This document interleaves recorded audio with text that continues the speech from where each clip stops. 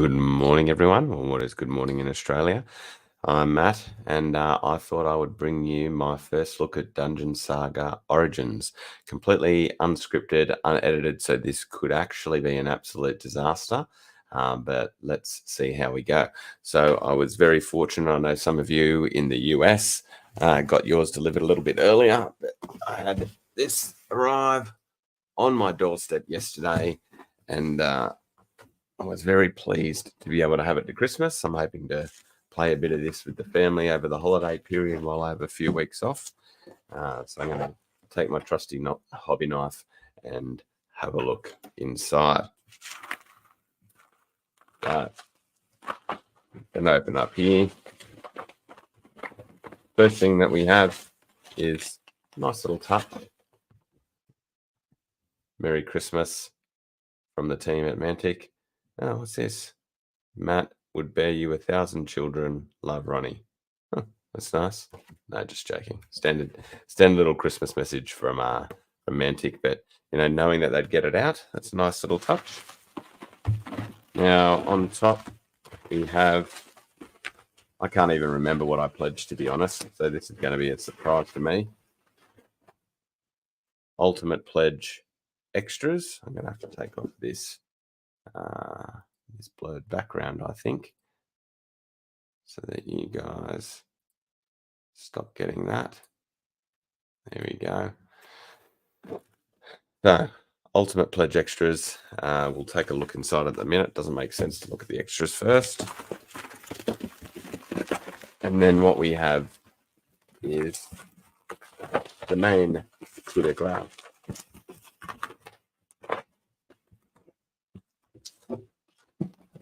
which is our Dungeon Saga Origins Legendary Edition. There you go. Well, that's a nice reminder of what I did pledge. Now, I'm also someone that didn't play any of the original Dungeon Saga, so this will be a interesting look for me. Now, on the side of the box too, it says that this was carton 654 of 2,750, so a fair number going out. I'm assuming that's not just to Australia.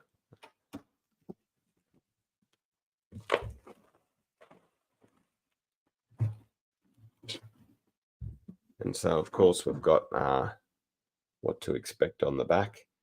So 96 highly detailed models, 4 expansions, 42 exciting quests, dice, game tiles, tokens, exploration equipment, spells and reference cards.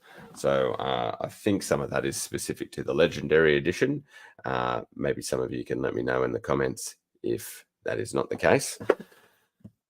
We'll get on to opening this bad boy.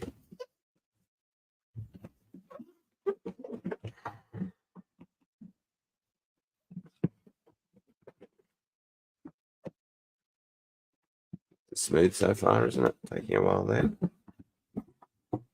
Okay. So first off, in the top, we have some tokens.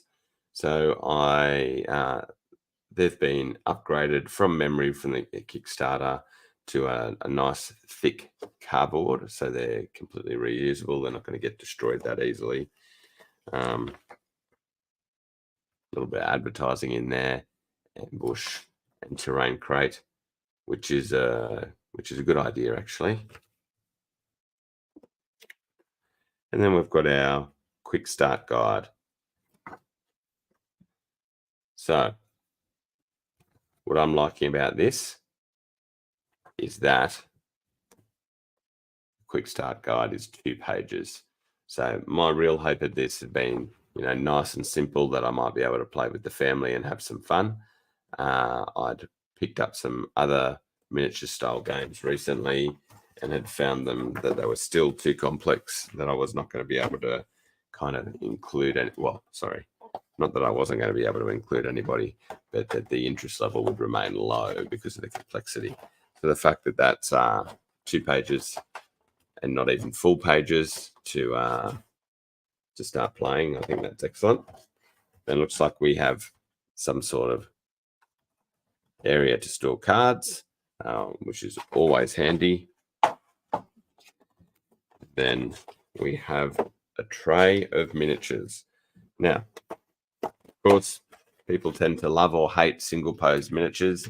This is intended as a dungeon crawler, more on that board game end.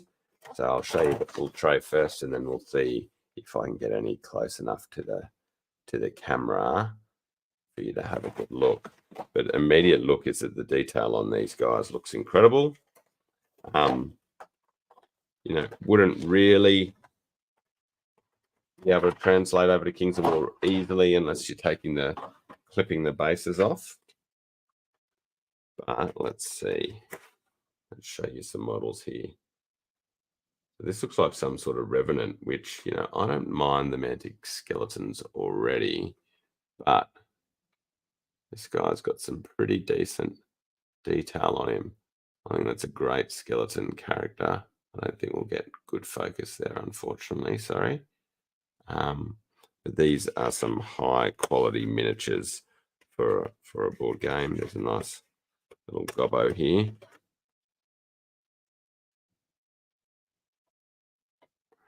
So if you painted these up really nicely, it might be a good way to influence people into some tabletop gaming. I've got plenty undead here. What I like about that is, you know, the still human-like pose on the skeleton. What else can we show you? A version of a zombie.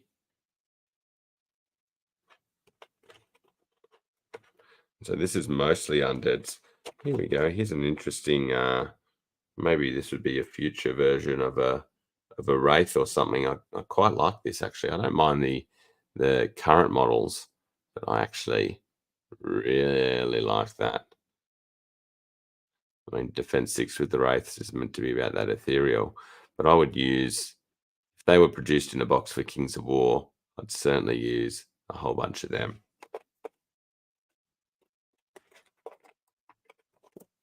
And this, I'm not familiar with the Lugget kit, but I'm not sure if this is what a Lugget is meant to be. Nice big weapon there. Weapon a couple of times bigger than the Goblin. It's funny. And then we have some little more pup fellas, which, you know, I quite like them. These are going to be fun to paint up, I think. Yeah, I'm going to enjoy doing that to bring a better gameplay experience. Let's get out tray number 2.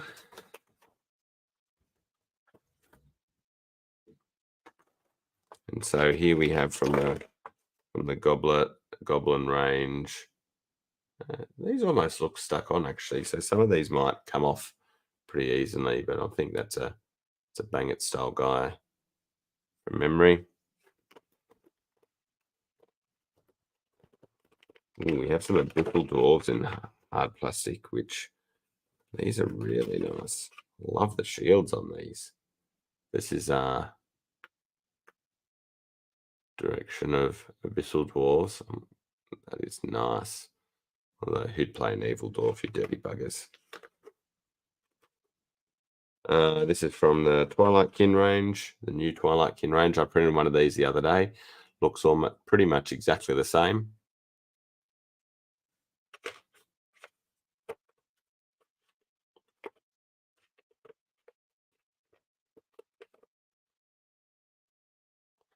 Yeah, I tell you what, if these models are a little nod to where things are going, I am pretty impressed with this.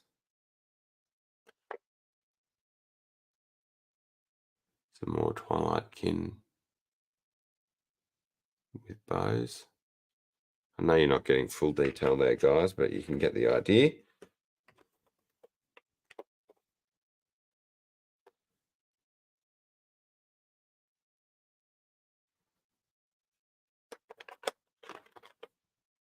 Okay. Nice.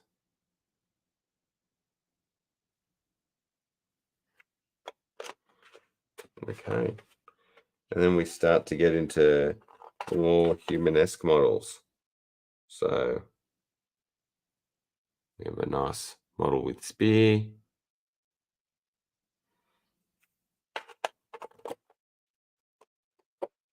We have Olaf. It's a cracking model, actually. Really reminds me of the old splitting bait attack you used to have in version 2. So these are obviously the characters now for the dungeon crawler.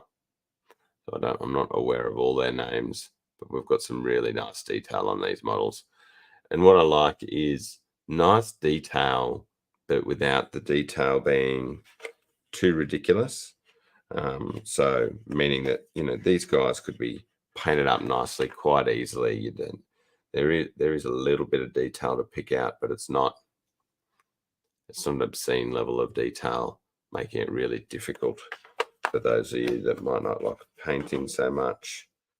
Rogue style character. Yeah, I'm very impressed with these models. These are really nice. Let's go here, because everyone wants to see a good dwarf. In there, tasty biscuit, eh? Okay, and so that's the models of the box. And then next out, we have artwork, it looks like. Let's just make sure that's what it is.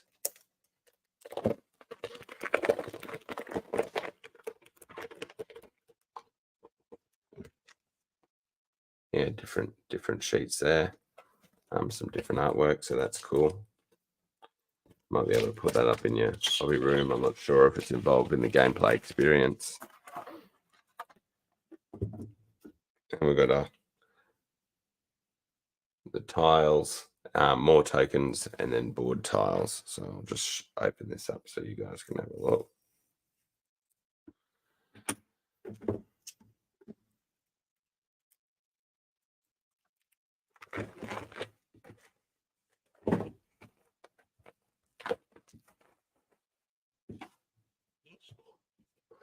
So we've got tokens, and then we've got the board tiles, which, not having seen the first version, these are nice and thick. You can see from the edge, we've got a nice level of thickness, so they're pretty quality. They've got the lettering A1, B1, C1, etc. These are very, Warhammer Quest vibe to me, as in the iPad game, but like a nice and original board game. Dungeon crawler, of course, but nice and bright, reasonably detailed. Yeah. Then we have what appear to be our stack. Different quests, a more expansive rule book, Mirrors of Malice. Whoop. Apologies for that.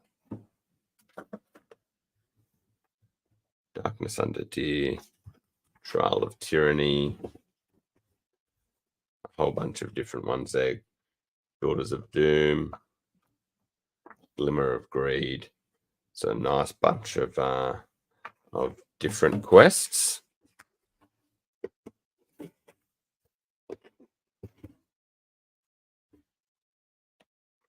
More tokens.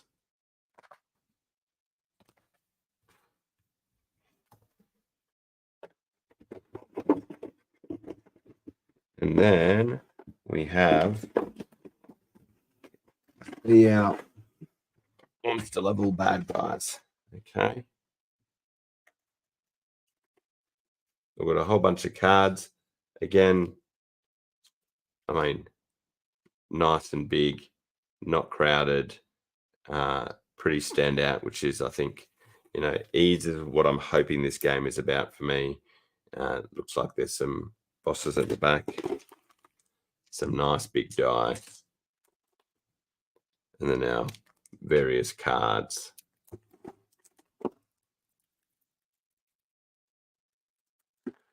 Again, these have a reasonable level of thickness to them, so they all feel quite nice. And then we see our plastic versions of, how nice are these? These are really good.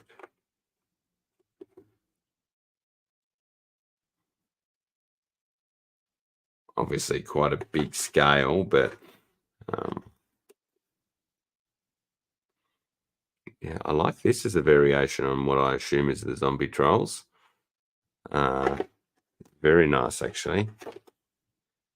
Now, big butcher boy. Yeah, so really nice there.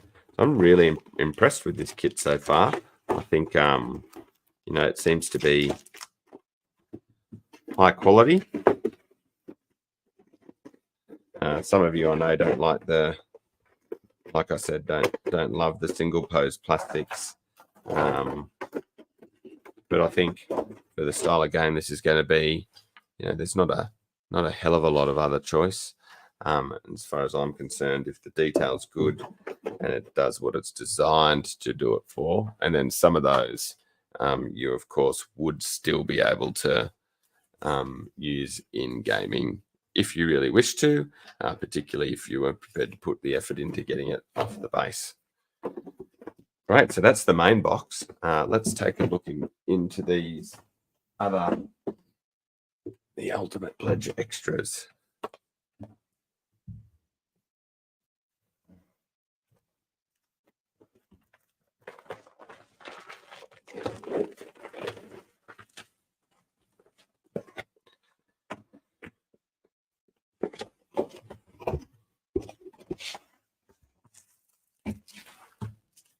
Okay, so I've got some mousepad material items here.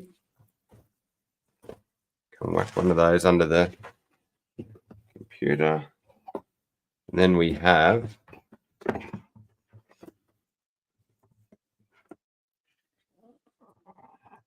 a nice order of play summary here. That's as you can see, there's plastic on the inside protecting the sheets, and I've got this nice thick hardcover with images on the outside, so you can have that standing up around where you play, which is, it's awesome.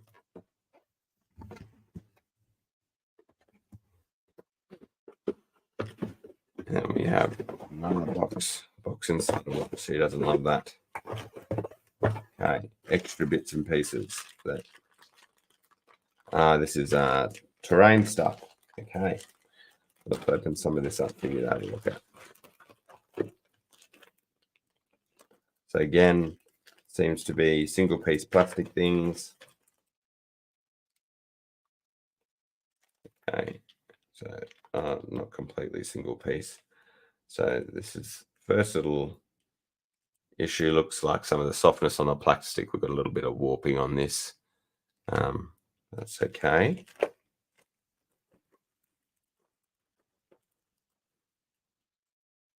And then things like little cupboard. So again, the detail's quite nice. You know, I don't expect it to necessarily be at the level for tabletop because it is essentially a board game.